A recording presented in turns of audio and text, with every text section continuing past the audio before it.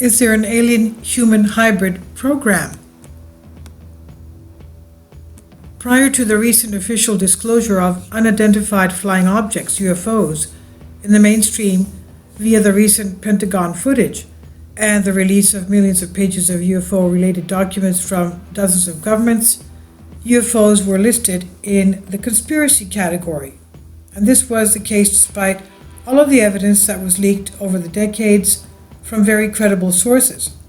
Apart from the evidence listed below, we also have witness testimony from hundreds of military and intelligence personnel from around the world.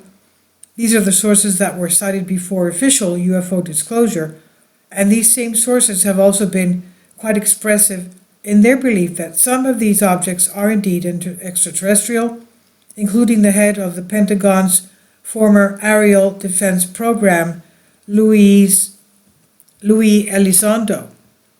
If you'd like to read more, you can refer to the article which dives into the extraterrestrial hypothesis a little deeper. It's official, we know that UFOs or UAPs are real, so are the extraterrestrials or not. Now, surrounding the literature and the lore being, of course, the Emerald Tablets, for example, written by Thoth the Atlantean, Hermes Trismegistus, who was one of the first deities of ancient Egypt after the destruction of the lost continent of Atlantis. He spoke about extraterrestrials.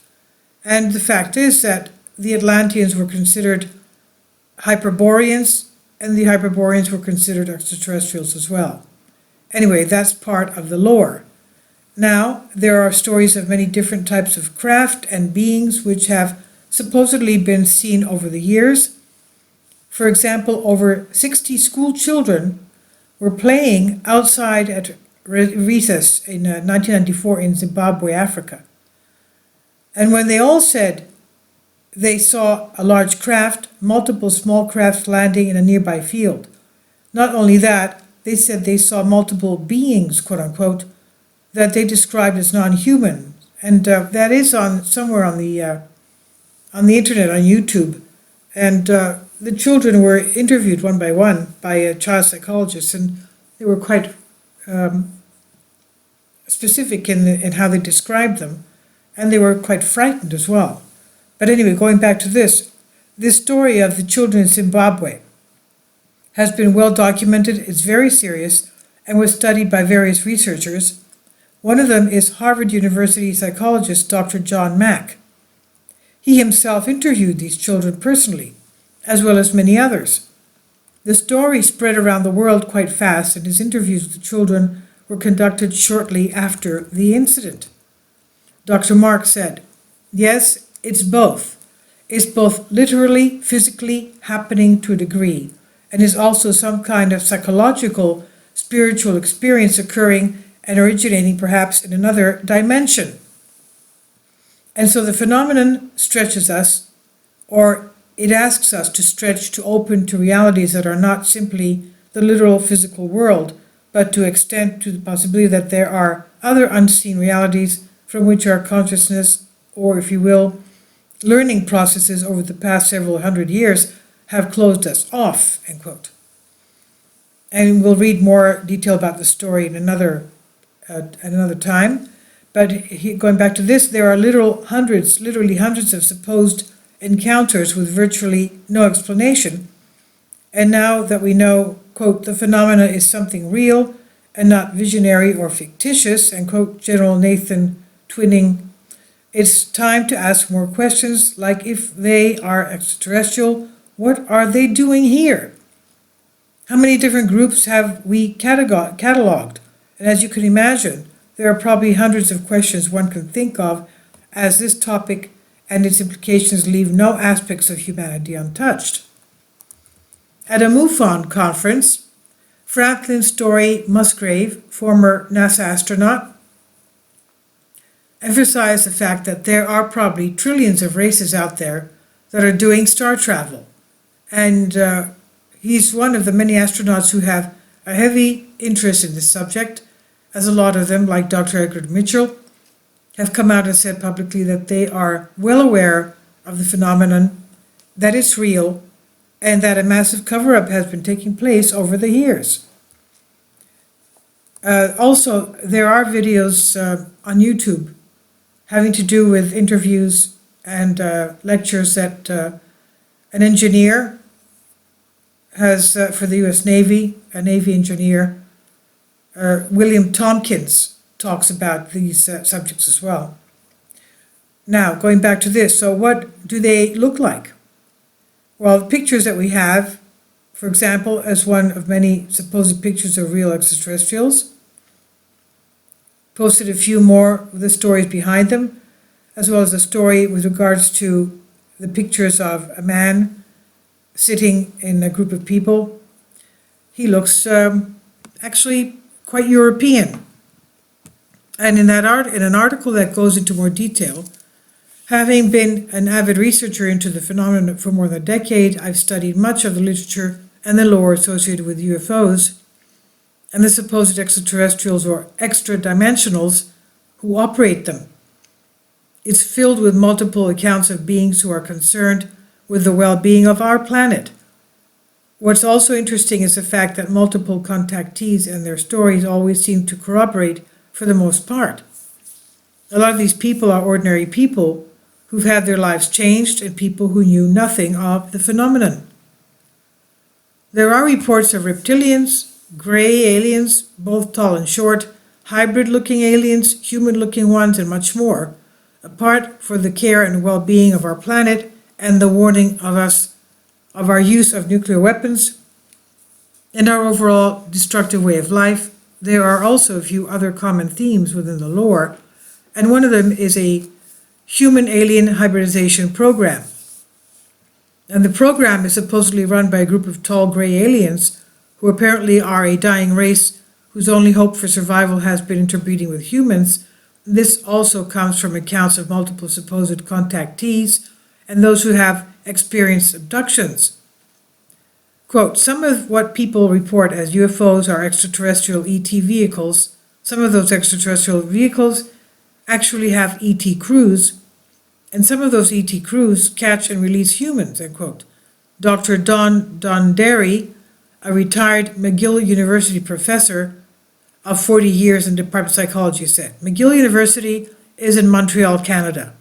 I used to go to a high school right next to McGill University, Montreal High. So, he's from McGill University, Department of Psychology. Okay. Let's remember that the former Defense Minister of Canada, Paul Hellyer, also went around for, I think he's still alive, goes around talking about extraterrestrials being all over the world. Now, going back to this, it's important to keep in mind that many contactees have experienced forced abduction or quote-unquote friendly contact. Many accounts of forced abduction are also said to be friendly and something we don't quite understand. That being said, many have had malevolent experiences too, but the human alien hybridization program is a common theme, as is again the well-being of our planet and our spiritual progression that's needed if we want to move forward. Now, okay, look, you can't do this by force. But anyway, going back to this, who can really say for sure at this point? Below is an excerpt from one of the leading researchers in the field, Richard Dolan, taken from his UFO for the 21st Century Mind. This is one of the multiple such supposed encounters. Quote, decades of study have led many researchers to conclude that these beings abduct humans in the dead of night and perform various procedures on them. These procedures, as often recounted by alleged abductees, seem to be geared towards some sort of breeding and genetic manipulation program. In other words, the Greys may be creating a race that is some sort of hybrid between human and Grey. If we ever prove openly that the Greys and these activities are real, the public reaction would be overwhelming. No kidding. Of course it would be overwhelming. I wouldn't want anybody to come and, do things on me. My goodness. Now, we must keep that in mind, it says here. Throughout the past few decades, it has not just been UFOs reports, but abductions and contact reports as well. And below is a good example of many similar stories that exist within the lore, also taken from Dolan's book. A well-known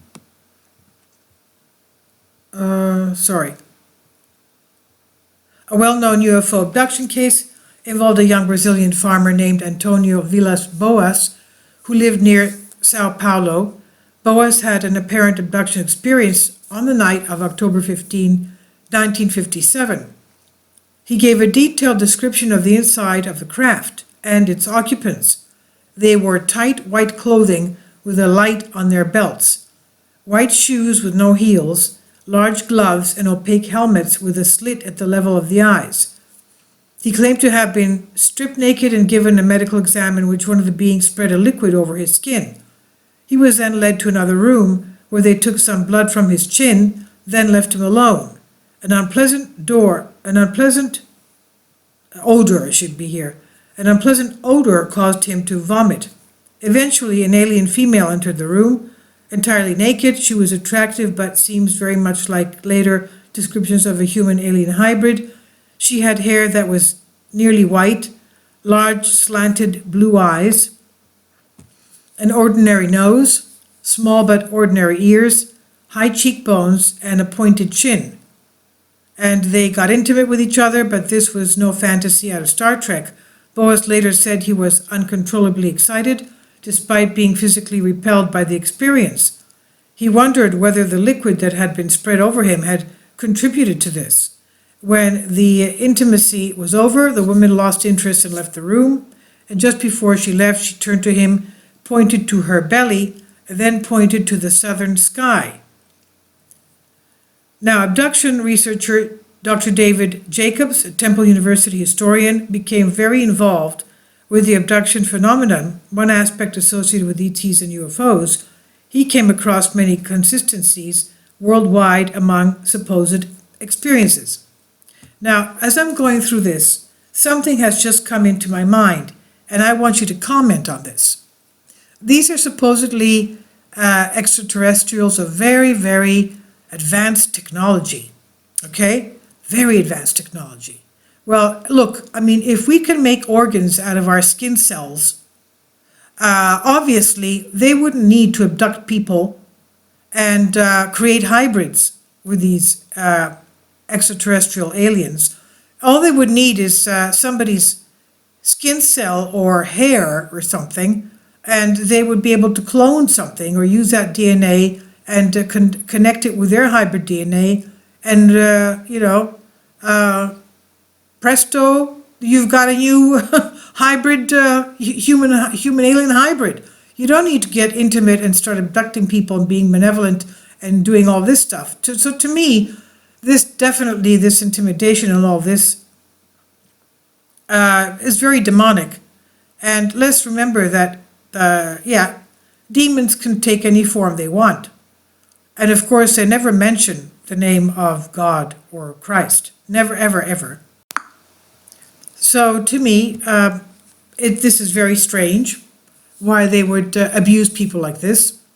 Obviously, they're energy vampires as well. But let's remember what the Apostle Paul, St. Paul, told us, that the evil one turned himself into an angel of light in order to persuade Eve to commit sin. All right? So they can turn themselves into anything, these entities, even to a mountain. One of the priests at our church in St. Sultan explained to me, because he used to be in the Holy Mountain of Mount Athos monasteries. There are 20 monasteries there. He says they can even turn themselves into a mountain in front of you. Okay? Okay, that's the way it is. Now, these interdimensional entities. Now, going back to this, the abduction researcher, Dr. David Jacobs, Temple University historian, became very involved with the abduction phenomenon, one aspect associated with ETs and UFOs, and he came across many consistencies worldwide among supposed experiencers. Quote, frequently, the abductee would be given reassuring statements such as, "You are very special to us. Sperm would be collected from the men, eggs and fetuses from the women. Many female abductees reported having fertilized eggs inserted into them, while others who were already pregnant had their implanted embryo extracted. It also appeared that abductees were targeted in their childhood and mined for genetic and reproductive material throughout their lives, according to Dolan. Interesting, isn't it?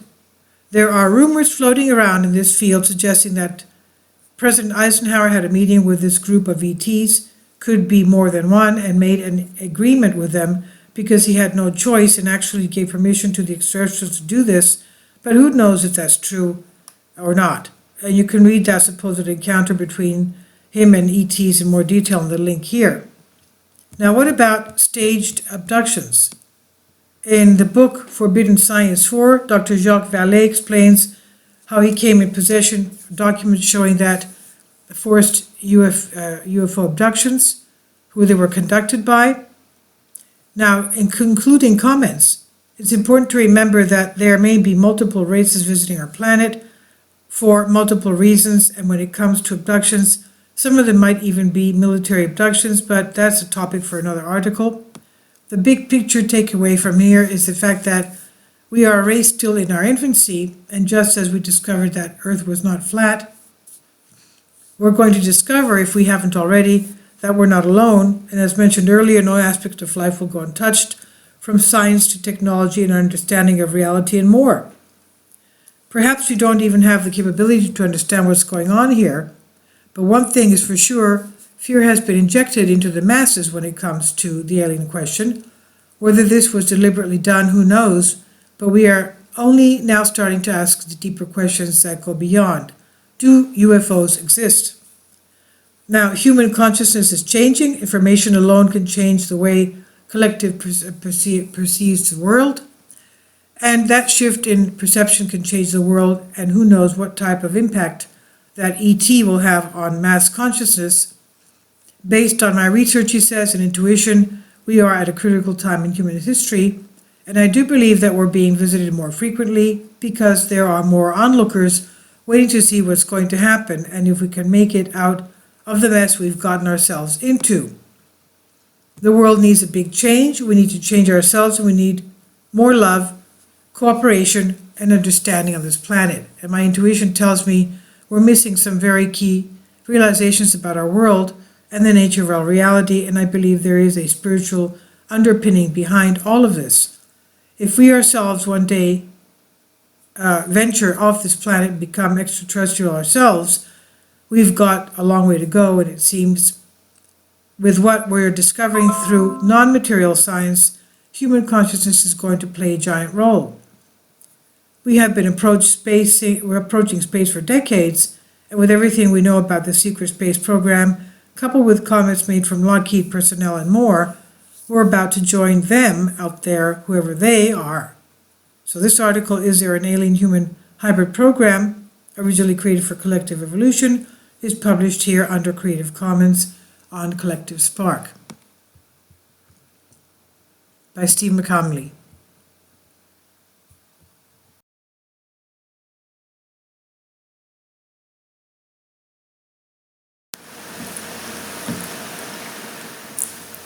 If you'd like to join me on my Patreon account, you will hear content not covered by mainstream media.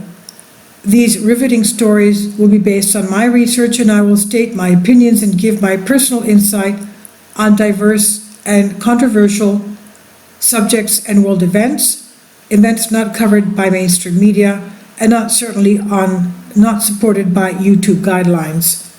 So whatever I have on my Patreon, most of those will not be on my YouTube channel. Please consider becoming a member today. More of the most significant and important videos will be on my Patreon channel. Your support helps me to continue my research and keeps this YouTube channel alive. And we depend on your support, your generous charity, because we help economically challenged families here in Athens, Greece, in Kapota, and we also help the young generation with university tuition and the community around our church. Thank you.